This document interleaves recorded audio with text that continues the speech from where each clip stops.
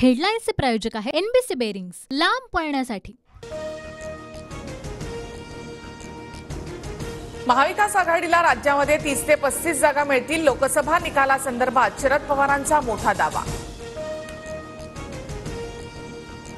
पक्ष विलीन करण्याची वेळ महाविकास आघाडीवर येईल। पवारांच्या 30 ते 35 जागा जिंकणार या वक्तव्यानंतर बावनकुळेंचा टोला। 3 टप्प्याचं मतदान मोदींना अस्वस्थ करणारं, टप्पे जातील तसं मोदींचं स्थान डळमळीत होईल, शरद पवारांची टीका।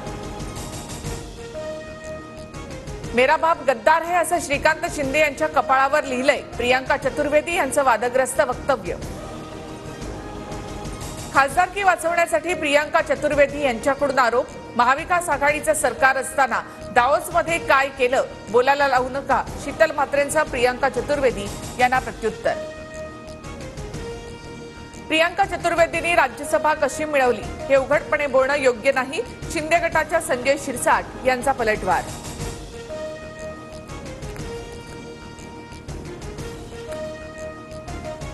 साहेबांचा मुलगा असतो तर संधी मिळाली असती, अजित पवारांकडून खंत व्यक्त। तर पवार आमचे दैवत, पण 80व्या वर्षानंतर थांबलं पाहिजे, अजित पवार यांची टीका। माझं करिअर बघा आणि दादांचं करिअर बघा, मुलाबाबतच्या अजित पवारांच्या वक्तव्यानंतर सुप्रिया सुळे यांचा टोला।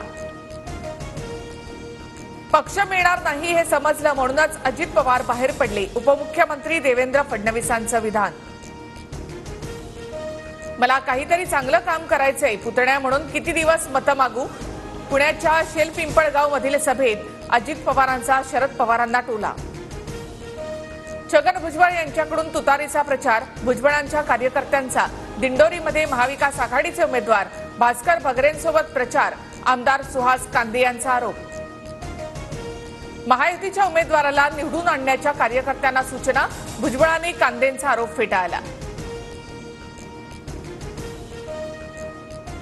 हेडलाईन्सचे प्रायोजक आहे एनबीसी बेरिंग्स, लांब पळण्यासाठी।